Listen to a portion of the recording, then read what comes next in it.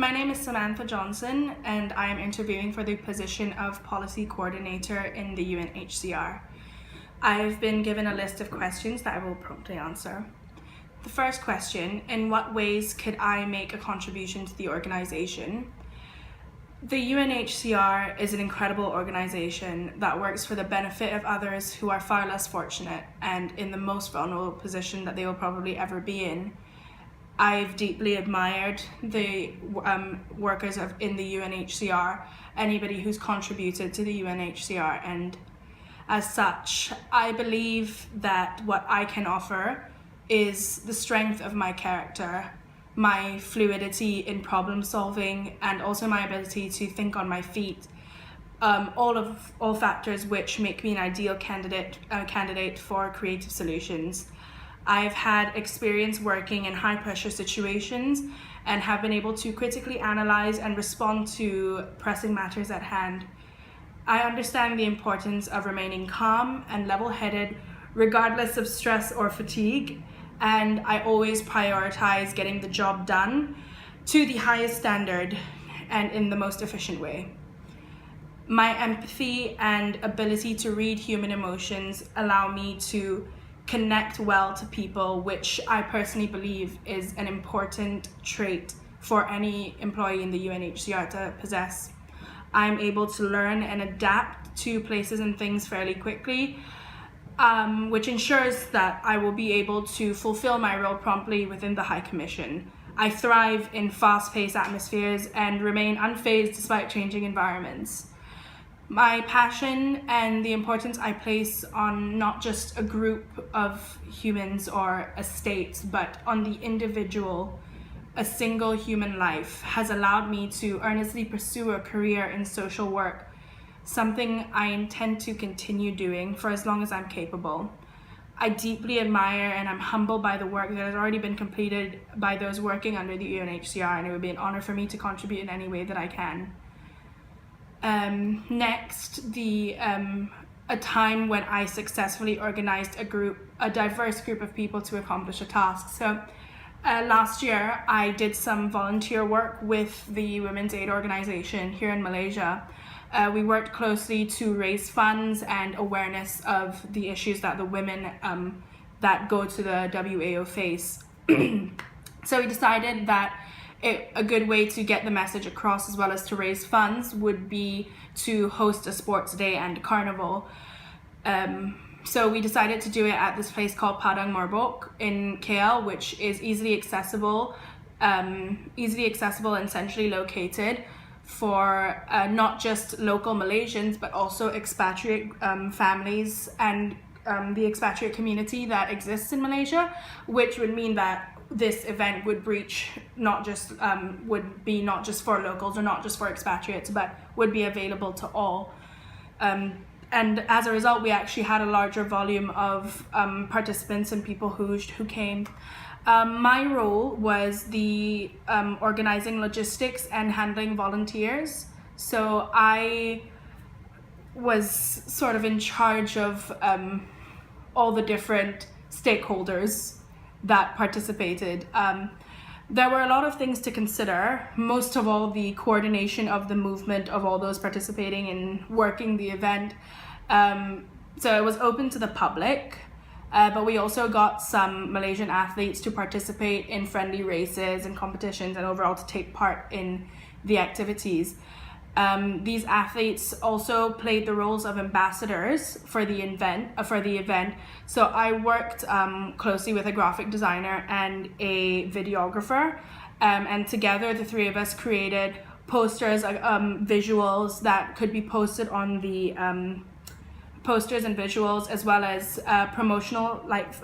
filmed promotional snippets of the event. So we worked on that. We got input from WAO, from those working in the WAO, and we created those to be blasted on the athletes' social media profiles prior to the event during the lead up. For the actual women who are survivors that have gone to the WAO for help, we had set up a store where the women were able to make handmade jewelry, things like bracelets, necklaces, even earrings that they could sell. And the children that were in the WAO shelters, they made art pieces that were also put up for sale. And there are many talented children, women and children that are in the shelters. So this was part of the WAO program that is an effort to make the women more financially independent, so in smaller ways, rather than putting too much pressure on them to do too many things. It was a nice way to get the ball rolling for the women. And that was a very successful event. There was a large turnout, and there was a significant amount of funds raised for the organization. The next question is, what actions would I recommend for getting Southeast Asian governments to provide legal protection for refugees? So to answer this question, it is first important to understand what causes refugees in Southeast Asia. So before we can even create solutions for safe placement of refugees within the region.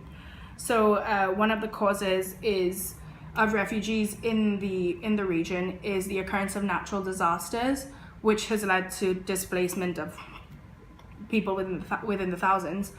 One of the things I would suggest is that ASEAN should implement a blanket policy that would see member states protected and given full support should natural disasters cause displacement.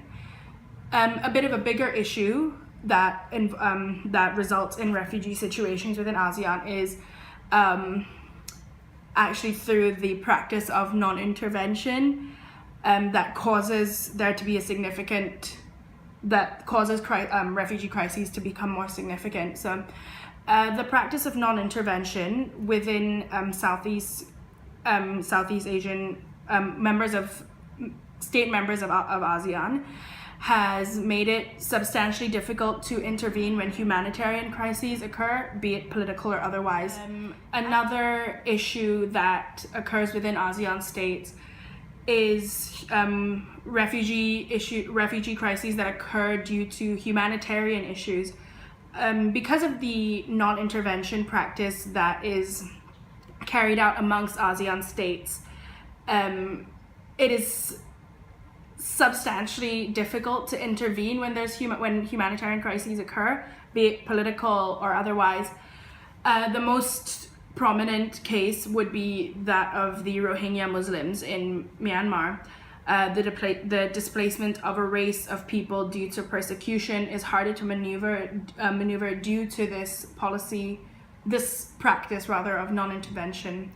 Time and time again, we've consistently seen that that non-intervention is not likely to change, but certain understandings should be encouraged within the member states, especially in regards to humanitarian crises such as the Rohingya displacement. This could prove somewhat tricky to encourage, as non-intervention is something that ASEAN member states do pride themselves on. We do pride ourselves on that.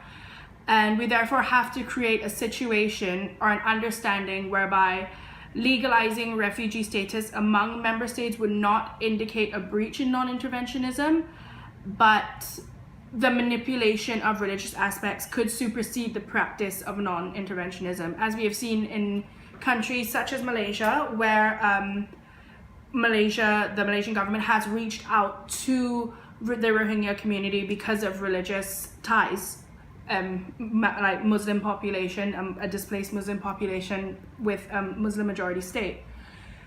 Many ASEAN members are not signed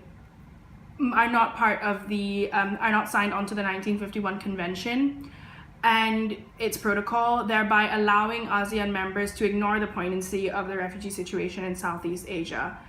So I believe the UNHCR in the region needs to therefore create a policy or situations which would allow for specific member states to be encouraged to not only legally allow entrance of refugees, but also to ensure refugees are protected within sovereign nations.